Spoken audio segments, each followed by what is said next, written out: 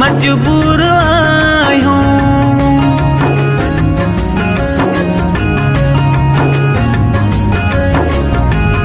मगरूर माण्हुनि साम्हूं मजबूर आहियूं। अचो सभु आशिक हाणे यूनियन कठायूं।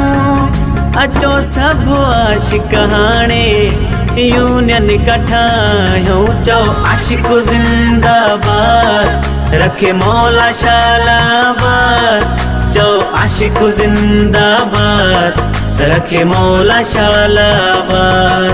चओ आशिक जिंदाबाद रखे मौला शालाबाद। चओ आशिक जिंदाबाद रखे मौला शालाबाद।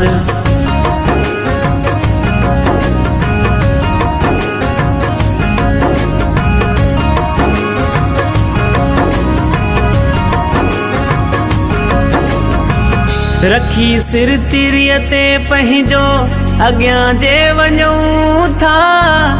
उबती कातीअ सां उन्हनि जे हथनि सां कुसूं था।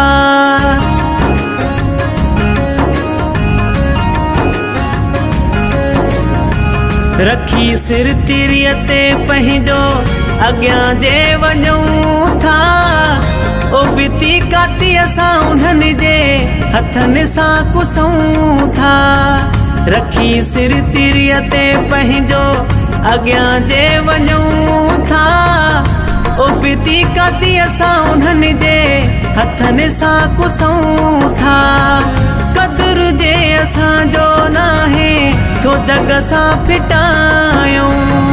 अचो सभु आशिक हाणे यूनियन कठायूं। अचो सभु आशिक हाणे यूनियन कठायूं। चओ आशिक जिंदाबाद रखे मौला शालाबाद। चओ आशिक जिंदाबाद रखे मौला शालाबाद। चओ आशिक जिंदाबाद रखे मौला शालाबाद। चओ आशिक जिंदाबाद रखे मौला शालाबाद।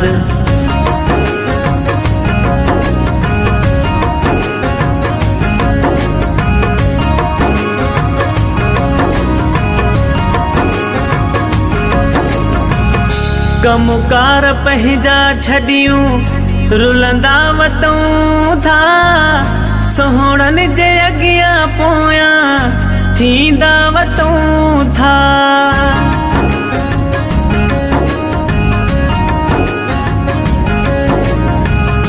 कमुकार पंहिंजा छॾियूं रुलंदा वतूं था।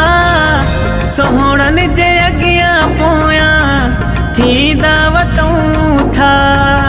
कमुकार पंहिंजा छॾियूं रुलंदा वतूं था। सोहणनि जे अॻियां पोयां थींदा वतूं था। असांजी का इज़त आहे इज़त छो विञायूं। अचो सभु आशिक हाणे यूनियन कठायूं। अचो सभु आशिक हाणे यूनियन कठायूं। चओ आशिक जिंदाबाद रखे मौला शालाबाद। चओ आशिक जिंदाबाद रखे मौला शालाबाद। चओ आशिक जिंदाबाद रखे मौला शालाबाद। चओ आशिक जिंदाबाद रखे मौला शालाबाद।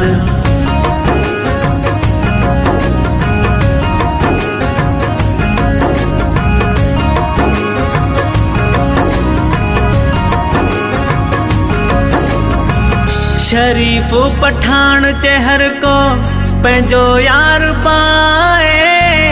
प्यार त पहिरा हाणे छजो सभु घटाए।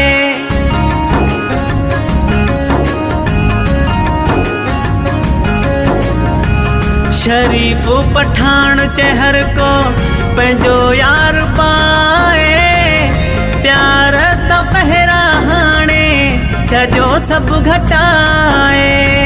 शरीफ पठान चहर को पंहिंजो यार पाए प्यार त पहिरा हाणे छॾियो सभु घटाए मुतालिबा पंहिंजा उहे सभु मञायूं अचो सभु आशिक हाणे यूनियन कठायूं अचो सभु आशिक हाणे यूनियन कठायूं चो आशिक जिंदाबाद रखे मौला शालाबाद चो आशिक जिंदाबाद रखे मौला शालाबाद चो आशिक जिंदाबाद रखे मौला शालाबाद चो आशिक जिंदाबाद रखे मौला शालाबाद।